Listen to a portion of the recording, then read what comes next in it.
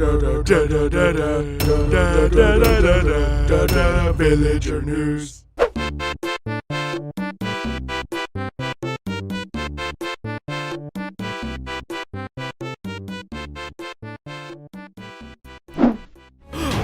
What is this? Pay attention to this villager on the right. His tunic jiggles weirdly when he comes to a stop. Oh, and just to clear things up before the comment section attacks us, we're perfectly aware that everything up until the 43-second mark is a flashback from the previous video in this series, the giant problem, but since we haven't sent that video, we're considering it fair game. A citizen has volunteered to swim to the bottom of the lake. This section of the plug bounces while the brave volunteer villager is still yanking on the chain, when it shouldn't have been affected yet. The creepers have no ups and downs in their run cycle. They shimmy across the ground like a sea creature. If you're gonna have a realistic water simulation, it's probably best not to mix it with cubic droplets. It feels a bit out of place. Also, cubes or not, they wouldn't be getting pulled along this flat surface into the drain. Unless there's a black hole in there, in which case it should also be affecting the villagers. Thank you, villager number 5. I'm on a cliff overlooking the giant creeper. There is way too much subsurface scattering on the giant creeper. I know Cinema 4D's subsurface scattering is a fun toy, but use it sparingly. It looks like it's attracted some followers. I'm sure animating individual cycles for every creeper would be a nightmare, but some shortcuts are too easy to spot, like the identical walk cycles on these two creepers. One of the creepers isn't lit properly, leading to an optical illusion where its head keeps popping in and out of existence.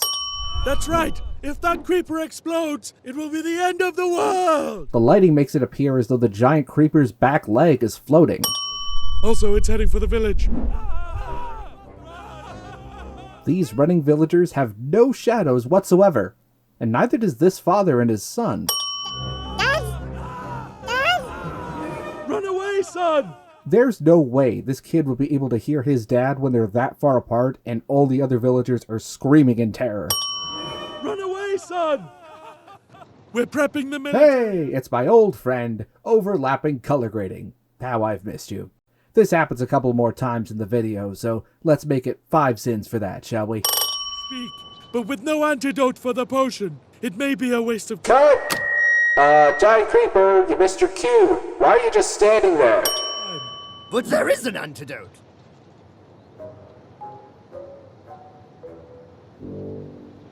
This has always bothered me. Why doesn't this sheep have a nose? This looks more like Minecraft Steve is wearing a sheep costume and standing on all fours. The edge of the witch's robe has a bit of a spasm here. Nobody asked! The witch has a weird outline when they're being thrown into the pit. It looks like it could be attributed to the motion blur, most likely added in post-production.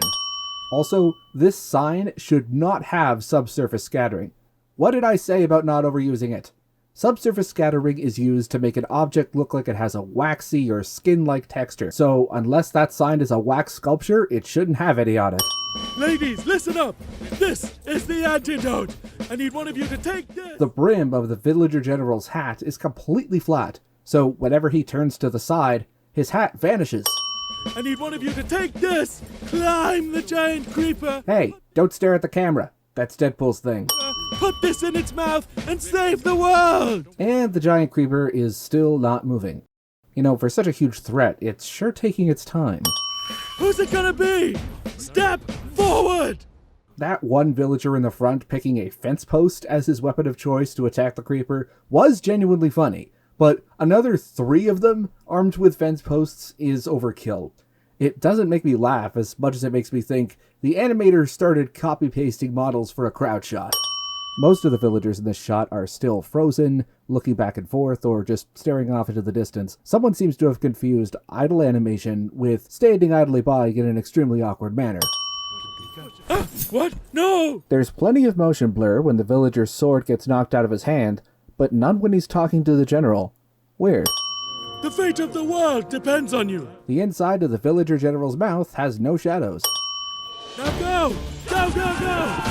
Ah! The villager who volunteers to give the creeper the antidote is on the right side of the company. But once the villager general gives the order to charge forward, the volunteer is suddenly with the villagers on the left side. Hold on a minute, Villager General. Looks like we have some deserters in the back. Either that, or they just weren't animated properly. The creepers and villagers in this shot are clipping straight through the grass and flowers. Let's use this opportunity to send all the clipping in this video. The giant creeper shifts between balancing on his front right foot and his front left foot in between shots. I know we sinned the creeper's bad run cycles before, but it's extremely noticeable here, especially since the villagers' run cycles are actually quite good. The volunteer's foot doesn't fully touch the ground in this shot. I'm pretty sure that trip wouldn't have sent the potion skyrocketing into the air like that. These particles aren't affected by the depth of field. A villager appears armed with a carrot, even though we didn't see any of them holding carrots earlier. The antidote is floating.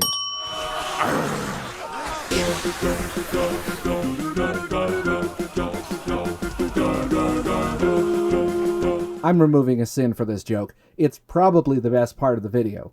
Not only is it an excellent replication of Final Fantasy VII's ATB menu, but it has an excellent a cappella rendition of Let the Battles Begin, Final Fantasy VII's fight music. It's such a good scene. The creepers at the end of the Final Fantasy VII sequence had already been sent flying, but in the beginning of this shot, they're still mostly on the ground. When the volunteer kicks the creeper, his leg doesn't touch it at all. He sort of force kicks it. Leave it to me! Villager number 4! That explosion may have been dramatically convenient, but it drowned out a line of dialogue. Sound mixing doesn't seem to be a major priority on most of the videos we sin, does it? He's back from Fortnite! Those body bends are gonna get a yikes from me. What do you want? I want to be released! Him too!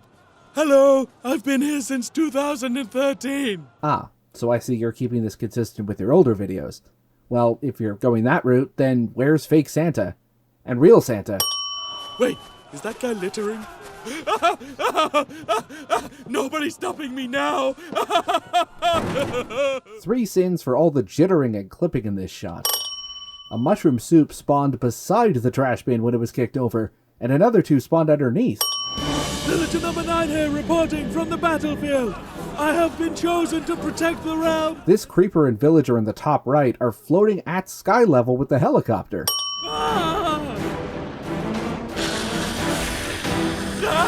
Okay, now this just seems a little unfair. Since when are creepers able to pick up blocks?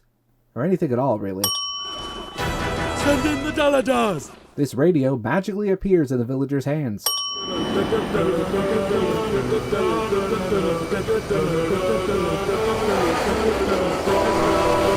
Another sin off for this amazing a cappella cover of Duel of the Fates from Star Wars Episode 1, The Phantom Menace. Say what you will about some of the animation errors in this short, but Dan Lloyd can sing.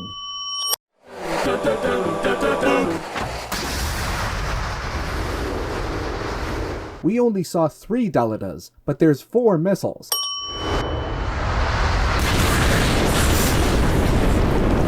In the first shot, these missiles seem to be flying in a straight horizontal trajectory. This next shot has them curve, as though fired from a mortar or a javelin. I get that the missiles launched from the Daladas are villagers, and thus literally smart bombs, but at that speed, I don't think they could change their trajectory that quickly. You are all a helicopter. Not all of us. What? Not all of us. There's stupidity for the sake of comedy, and then there's this.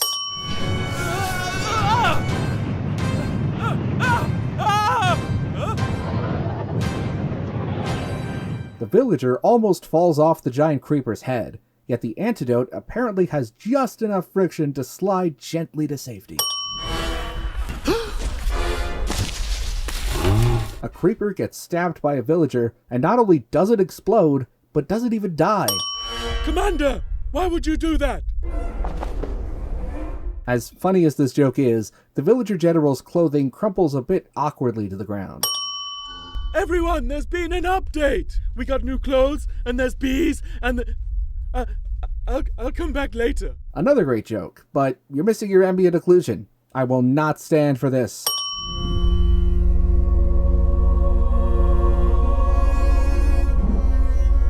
The antidote teleports between shots. Amongst all the other cloth physics errors, just before the shot changes, the corner of the villager's tunic flips upwards. Hey, remember when there were all those giant mobs everywhere? Whatever happened with that? These vines are floating off the stone brick here. In conclusion, this video is quite funny and a nostalgic throwback for our writers, who fondly remember watching the Villager News series back in 2013.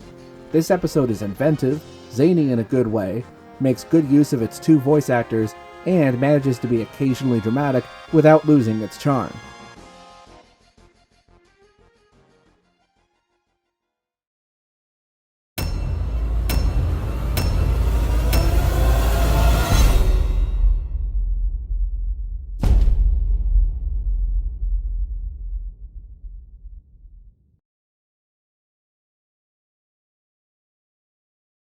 We're prepping the military as we speak, but with no antidote for the potion. It may be a waste of time.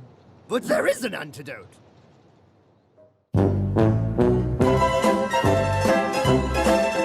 Who's it gonna be? Step forward!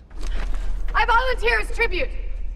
If that creeper explodes, it will be the end of the world! Thanks, Creamy. Police are advising all citizens to stay indoors, not breathe the ashen air, and not ever light any giant snakes in the near future.